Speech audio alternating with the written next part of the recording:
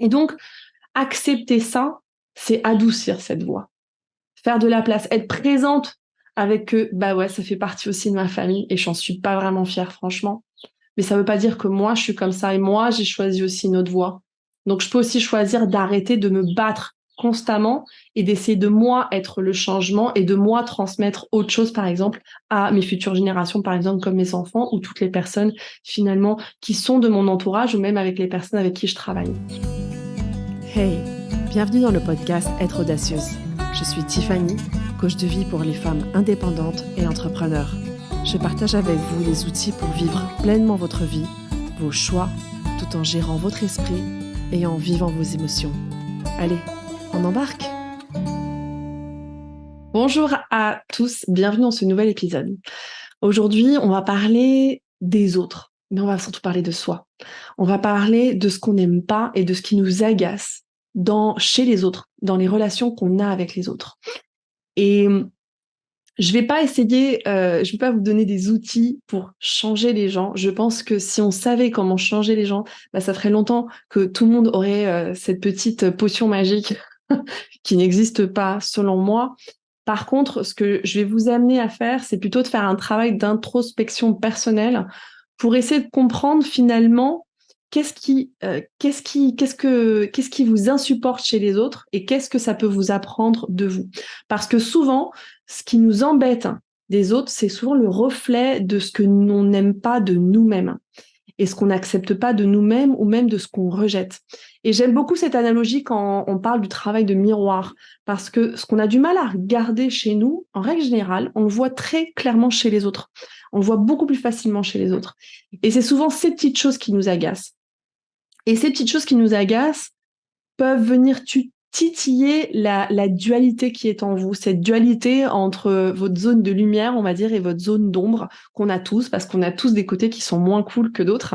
Et c'est seulement ce qui nous rend plus humains, j'ai envie de dire, et ce qui vraiment nous rattache à cette humanité.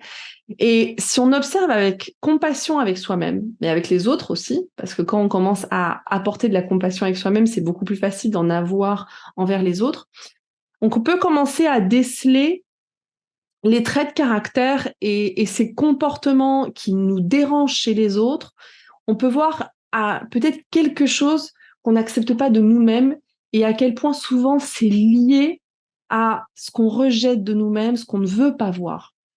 Si on prend en compte cette hypothèse que ce qu'on n'aime pas chez les autres peut nous apprendre quelque chose de nous-mêmes, parce qu'il y a ce miroir émotionnel quelque part, ce miroir de comportement, la relation avec les autres, et notamment celle avec les personnes avec qui vous avez des conflits et qui vous agacent le plus, peuvent représenter une opportunité d'apprendre sur vous-même, d'apprendre sur ces parties qu'on rejette de soi, qu'on n'accepte pas et qu'on n'aime pas. Et c'est pour ça, et c'est souvent comme ça qu'on se rend compte, par exemple, qu'une personne qui juge constamment les autres, c'est souvent une personne qui se juge beaucoup à elle-même, une personne qui est très perfectionniste et qui fait beaucoup de commentaires aux autres, qui a beaucoup d'exigences. C'est une personne qui est très exigeante envers soi-même. De même qu'une personne qui rejette la négativité de ses proches, en règle générale, c'est une personne qui va parler de façon très négative de ses proches. Ça veut dire qu'il y a vraiment une corrélation entre ce qu'on rejette sur les autres et le résultat qui est en soi. Et donc, ce miroir, on peut l'utiliser contre nous, c'est-à-dire que pour alimenter constamment des conflits, un agacement sans cesse, ou on peut le saisir comme opportunité d'apprendre sur ces petites choses qui nous agacent et sur notre relation avec nous-mêmes. Et quand je vous dis contre vous, c'est parce que, et c'est assez rigolo parce que je ne suis pas coach, on va dire, spécialisée dans les relations. Ça veut dire que oui, je coach les gens dans leurs relations parce que bien sûr, ça fait aussi partie des outils de la vie et de mes formations. Mais je suis plutôt une personne qui est axée sur les indépendantes, sur la vie des entrepreneuses.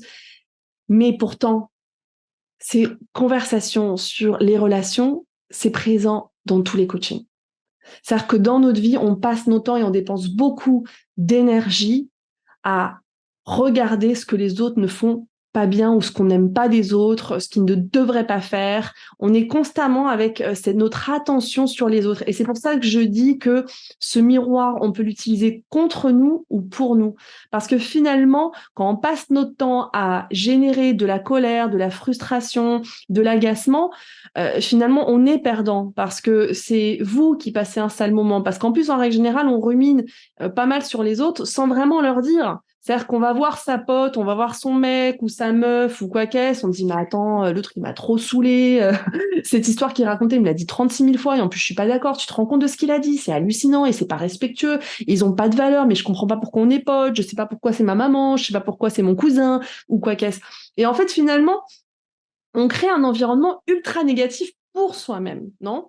Au lieu d'essayer de comprendre, ok attends, euh, face à cette situation, qu'est-ce qui réellement m'agace et qu'est-ce que je peux apprendre de moi? Parce que souvent, en règle générale, face à ce genre de situation, la réponse résolutive qu'on pense avoir, c'est chercher le changement. C'est-à-dire qu'on va changer de comportement, on va changer de lieu, on va changer sa relation de la personne. Du coup, je coupe relation, je veux plus lui parler, je veux plus la voir. Mais ce type de changement, c'est plus finalement une stratégie d'évitement que de résolution.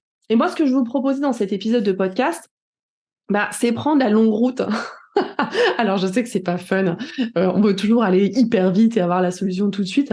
Moi, je vous propose pas ça du tout. Et j'ai envie de plutôt vous proposer quelque chose qui soit à long terme, quelque chose qui soit vraiment avec des bases solides pour que vous puissiez avoir des relations solides avec les autres, mais aussi avec vous-même. Et donc, ce que je vais vous proposer, c'est une stratégie en 3 points pour aller explorer ce qui vous dérange autant chez les autres et voir qu'est-ce que ça peut vous apprendre de vous-même. Alors, la première chose à faire, c'est reconnaître et comprendre cet agacement, non? Donc, c'est reconnaître la raison profonde de votre agacement et pour savoir finalement si ce qui ne me plaît pas de l'autre est lié à quelque chose que je n'aime pas de moi ou que je rejette. Moi, pour ça, j'aime bien retourner mes jugements et reformuler ces phrases en m'incluant à moi, on va dire. Ça veut dire que si je dis j'en ai marre qu'elle me fasse constamment des remarques sur ce que je mange. Je vais le retourner, je vais le reformuler et je vais dire j'en ai marre de tout le temps me faire des remarques sur ce que je mange ou de faire tout le temps des remarques sur ce que les autres mangent. Et en faisant ça, et je vous donne un exemple qui est 100% réel, hein, on me fait beaucoup de remarques sur ma façon de manger. Alors, on m'en a fait toute la vie. C'est-à-dire qu'avant, j'avais des remarques tout le temps sur la quantité de nourriture que j'avalais, sinon sur le type, parce que je passais ma vie au McDo, fast-food, éclairs au chocolat, mon alimentation est tournée vraiment tout autour de plats industriels, tout préparé et tout, donc on me faisait constamment des remarques comme ça. Et maintenant que j'ai été formée en nutrition santé et que ça fait 10 ans que je fais une exploration sur la nutrition, et quand je parle de la nutrition, c'est vraiment cette alimentation en globalité, pas seulement l'aliment qu'on se met et qu'on ingère, on va dire, par la bouche. Et donc, les gens trouvent que je mange bizarrement. Et j'ai tendance à tout le temps avoir cette petite phrase qui me dit « Mais attends, mais ça me saoule qu'on me parle constamment de ce que je mange. » C'est-à-dire que j'ai passé ma vie à écouter des remarques parce que comme si tout le monde savait mieux que moi ce que je devais manger. Et c'est quelque chose qui m'agace profondément et j'ai remarqué que je commençais à m'isoler pas mal des personnes. Et quand je le tourne en disant « J'en ai marre de tout le temps me faire des remarques sur ce que je mange », là, je touche un point sensible chez moi. J'ai passé ma vie à juger tous mes petits pas et tous mes petits choix que je faisais par rapport à l'alimentation, qu'ils soient sains ou pas sains, qu'ils soient industriels ou faits maison. J'ai passé ma vie à les juger et ces jugements sont toujours présents. Ils sont peut-être moins bruyants. Je les suis pas comme avant. C'est-à-dire que je ne suis pas tête baissée mes jugements. Je me rends compte qu'ils sont juste là pour me prévenir. C'est un mécanisme de mon cerveau comme tout cerveau. Mais il y a une réalité, ça m'agace. Ça veut dire que j'en ai marre d'avoir cette petite voix. Et si je tourne aussi cette phrase en disant « j'en ai marre de tout le temps faire des remarques sur ce que mangent les autres », ça veut dire que j'ai tendance aussi à juger ce que mangent les personnes de mon cercle proche. Par exemple, mes enfants, de comment ils doivent manger. Si mes enfants mangent des bonbons, dans ma tête, je me dis tout de suite « poison », par exemple. J'en ai marre de juger ça. Donc quand je vous dis, par exemple, reformuler cette phrase, C'est pour essayer de comprendre quelle est la part de vous que vous n'êtes pas en train de mettre sur la table et de regarder. Parce que souvent, quand on arrive à calmer cette partie-là, on arrive à adoucir cette partie-là, tout d'un coup, l'agacement vers les autres, bah, ça nous atteint plus. C'est-à-dire que si moi, je m'étais pas épuisée avec ces jugements et j'avais pas autant bataillé avec ces jugements internes que j'avais, bah, finalement, que quelqu'un me fasse une remarque sur ce que je mange, peut-être sûrement, bah, je m'en foutrais complètement. Et c'est ce qui est en train de se passer d'ailleurs. Et je vous partage mon travail. Et j'ai choisi intentionnellement pour cet épisode de vous partager mes exemples parce que, en règle générale, et j'ai pas envie de partager des exemples de mes clientes parce qu'en règle générale, quand on commence à regarder euh, ce miroir, on va dire, ce reflet de le commentaire qu'on me fait, ce que j'aime pas sur les autres, finalement, ça reflète quelque chose que je n'aime pas de moi-même parce que j'ai une similitude et ça, finalement, ça me reflète, ça me renvoie une image de moi que je ne veux pas regarder. Bah, c'est pas cool à regarder et en règle générale, on a du mal à l'accepter. Et ça, c'est l'étape numéro 2. C'est l'acceptation. Ça veut dire que quand vous avez identifié votre comportement, que vous avez identifié qu'un comportement qui vous agace chez l'autre résonne avec vos propres actions envers vous-même. C'est possible que non. C'est pour ça que je vous dis, faites le check. Non, ça ne veut pas dire que tout ce qui vous agace chez les autres résonne avec vous. Mais en grande partie, vous allez retrouver ces similitudes et vous allez retrouver ce travail finalement de cet effet miroir. Quand vous avez fait cette évaluation qui vous permet d'être au clair avec vous-même pour voir d'où vient mon agacement qui est profond au lieu de le garder à la superficie, on va dire, de tous ces commentaires et de tous ces jugements et de tout ce qu'on alimente avec souvent l'énervement et la colère. Il faut commencer à l'accepter. Et c'est ça qui va vous permettre déjà de mieux avancer. Et pour moi, c'est ça aussi qui va vous permettre d'adopter une posture résolutive. Quand on accepte ces aspects de nous-mêmes, qui sont reflétés par les comportements des autres, finalement, d'une part, ça nous permet de commencer à accepter aussi et d'avoir un peu plus de compassion envers les autres. Parce qu'on se rend compte que nous aussi, on a des côtés qui sont vraiment pas cool, qui sont obscurs, quoi. Et pas que les autres. Comme je dis, on est très bon à critiquer les autres et on a beaucoup plus de mal à se regarder soi-même parce que forcément, ça fait plus mal. Envers les autres, on a un détachement émotionnel. Envers soi-même, c'est beaucoup plus difficile de prendre cette distance émotionnelle.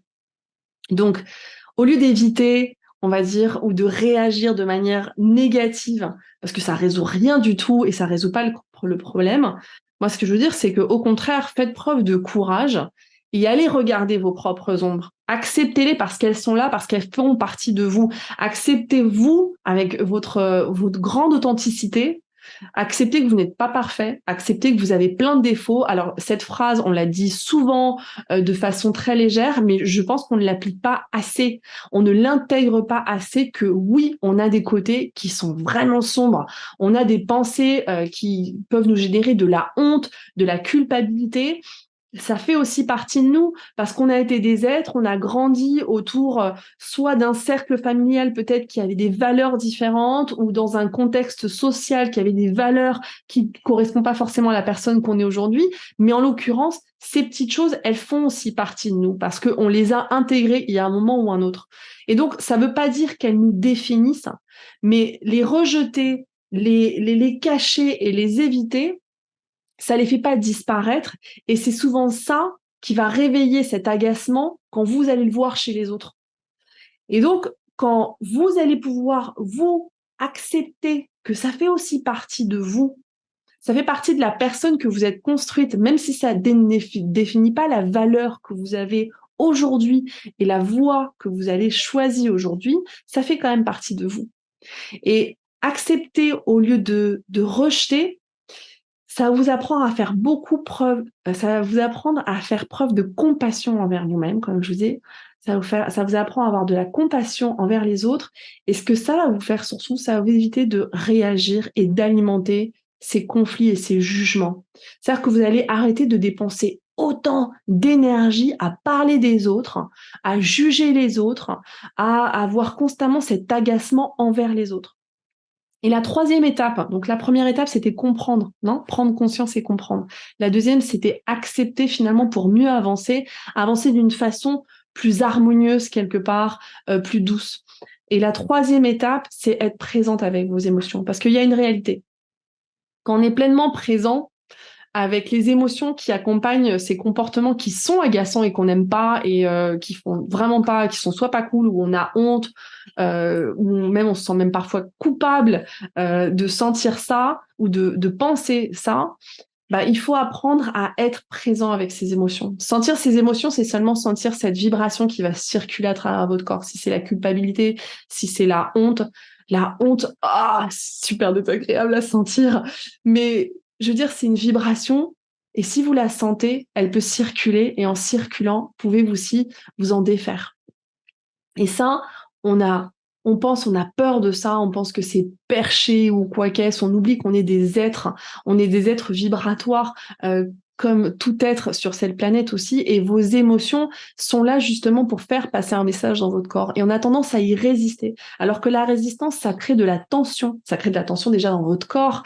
Et en règle générale, quand on se remplit de tension parce qu'on résiste, on finit par avoir des maux aussi corporels, des douleurs de dos parce qu'on est en train de porter tellement de choses et une charge, que ce soit mentale ou émotionnelle. Donc, on finit par avoir soit des problèmes digestifs ou avoir des réactions complètement négatives. Alors que l'acceptation, finalement, ça peut paraître passif. Ça veut dire que oui, on va peut-être laisser un petit peu son ego de côté, on va essayer de s'extraire, mais c'est ça qui va favoriser que ce soit l'harmonie ou la croissance de vous-même, votre croissance personnelle. Parce que peut-être, si vous voulez continuer à alimenter des conflits ou être toujours dans cette relation de jugement et que ça vous va, c'est 100% OK. Mais moi, ce que je vois en coaching et même parfois dans des petites mini-sessions gratuites où la personne vient me voir parce qu'elle veut travailler sur un objectif professionnel ou sur une relation avec la nourriture et que finalement, elle est tellement encombrée par son conflit qu'elle a avec son mec parce qu'elle ne supporte pas quand il dit telle chose ou quand il fait telle chose parce qu'il est tellement négatif. Et on ne se rend pas compte à quel point ça prend de la place dans nos quotidiens. Donc, être pleinement présent avec nos comportements qu'on ne regarde pas, nos zones d'ombre qui parfois nous font honte. Et parfois, par exemple, je vous dis, moi j'ai un agacement profond envers tout ce qui a à voir avec l'injustice. Et parce que finalement, oui, j'ai été témoin beaucoup d'injustices quand j'étais jeune. Ça fait aussi partie de mon parcours. Alors, ça fait aussi partie de ma famille par rapport à mes origines argentines où il y a eu beaucoup d'injustices envers l'humain. Mais je le vois aussi à quel point c'est ancré, cette discrimination aussi dans ma famille. Ça me rend dingue. Et ce qui me rend dingue, c'est parce qu'en réalité, j'ai des pensées discriminatoires qui apparaissent automatiques, qui ne m'appartiennent pas parce que je les ai intégrées, parce que je les ai écoutées pendant des années et des années et des années, et même si j'étais pas d'accord, elles font partie de moi aussi. Et moi, ce qui m'agace et que je supporte pas, c'est parce que j'essaie de les couvrir pour complet et de les faire disparaître parce que ça m'insupporte, parce que j'ai choisi à un moment que je ne voulais pas être ce type de personne. Et donc, accepter ça, c'est adoucir cette voix.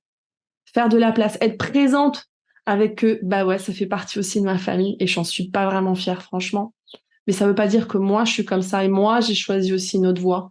Donc, je peux aussi choisir d'arrêter de me battre constamment et d'essayer de moi être le changement et de moi transmettre autre chose, par exemple, à mes futures générations, par exemple, comme mes enfants ou toutes les personnes, finalement, qui sont de mon entourage ou même avec les personnes avec qui je travaille. Et donc, ce que je veux vous dire avec ça, c'est que au lieu d'éviter constamment les comportements agaçants des autres, en essayant de soit changer les relations, en essayant de soit changer d'environnement ou à chaque fois couper les plombs et recommencer et passer à autre chose, prenez plutôt la décision de faire une exploration de vous-même en reconnaissant et en comprenant l'origine de votre agacement.